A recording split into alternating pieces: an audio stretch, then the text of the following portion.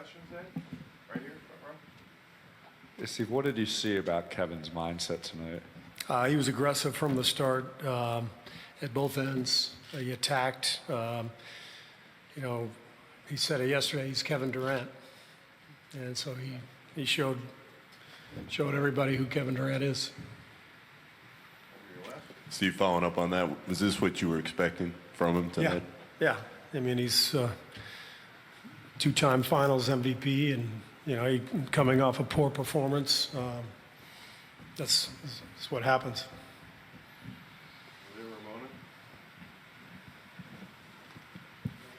Steve, it seemed like he brought the ball up a lot. Like he sort of almost played like a point forward. Yeah. Was that an adjustment you guys made? I know he did that sort of the last month of the season or so, but it seemed like... No, it wasn't an adjustment. He had a different mindset tonight than he had the other night, and set a tone right away. And our guys loved it. His teammates were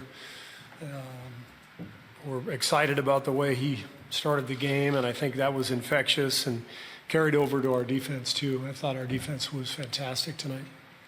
Steve, to your right. He also picked up 2 very early fouls. Did you have any thought to taking him out, or did you have a sense he would get as hot as he did? Well, he was already hot, so when we loved the way he started the game, and so we just decided to keep him out there, and we trust him to play with fouls. Not sure I trust Steph to play with fouls, but I trust Kevin to play with fouls. But the way he started, we just thought it was good to keep him out there. To the left here, front row. Coach, 43 turnovers in games 1 and 2 combined, just 12 tonight. What was the difference for your team taking care of the ball tonight? Just smart basketball, simple plays. No half-court lobs. No wild passes. It was just taking what the defense gave us. Hitting singles, just continuing to play. One more on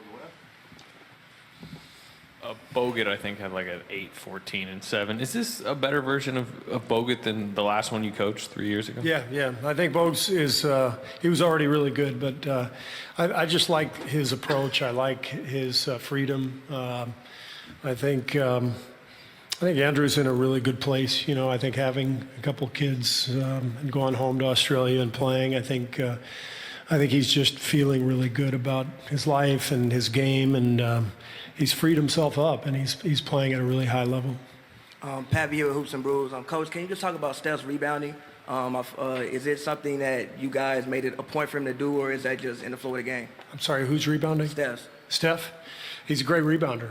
I think he had 15 in game 1. I mean, he's a guy who has a nose for the ball, and gets a lot of long rebounds because he anticipates really well. Coach, this has been like a question, I guess, for your whole season, but how do you sustain whatever this is going forward for however many games? We just keep challenging the guys and reminding them of what's at stake. And Sunday's the next one. We can take control of the series if we can get that one. If we don't, we're in a tough spot. So we got to just lock in and play the next one. But I liked our approach tonight, and I like our chances. Steve, Ryan Gorsey, San Francisco Examiner. There was a moment there in the third where Steph got his 4th foul and Kevin got his tech, and that's kind of where you guys lost it a little bit the other night. How big were Kevin's threes there in succession pretty soon after? Yeah, but it was a different vibe than the other night. Even though the lead was similar, the other night we never had control of them during that third quarter. I felt like we had control defensively the whole game tonight.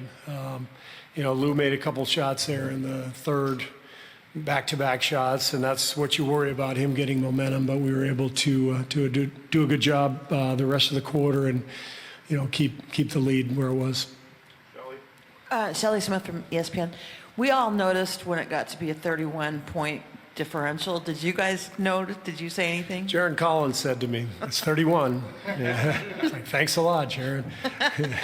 So, we reminded the guys at halftime, and I don't even think we needed to, but, it's such a long game. That's the thing when you play or coach in the NBA or as a fan, sit through a 6-minute timeout. I mean, it's a long haul. There's plenty of time for a lot of wild swings, and you just have to stay locked in. Knowing the mental grind of a championship run, is there some part of you that's relieved that you have a team like the Clippers that's keeping your guys alert and accountable, especially after game 2? Yeah, I mean, we faced the same thing a year ago in the first round. We played the Spurs, and we knew going in we had to be locked in because how well coached they were and connected, and that's the same way it is with the Clippers. Just a really good young team. Doc's done a fabulous job with them. They got a lot of momentum. You could tell they love playing together, and so tonight was a good example of, you got to be prepared. You got to, and don't get happy when you get a little bit of a lead and, let your foot off the gas. So it is good to play a team like this to keep you sharp and make sure you got to play the right way. Last two right up front. Tomer Azari from Clutch Points. Steve, after the last game, Klay Thompson said there was anger in the locker room, and if channeled the right way, it could fuel you guys. Was there any concern about how it would be used, and did you have to say anything to make sure it was used the right way? No, I think we've been through the battles over the last 5 years. We've faced very difficult circumstances in the playoffs, and these guys have been through all that. They felt it, so when you have that experience, you rely on it. And usually it means playing a great defensive game and not turning the ball over, and that's what we did. Last question, Mark. Hey, Steve, Kavan's obviously always been consistent, but what have you seen recently with his mid-range jumper and how that's doing? Well, I think he got some easy ones tonight early.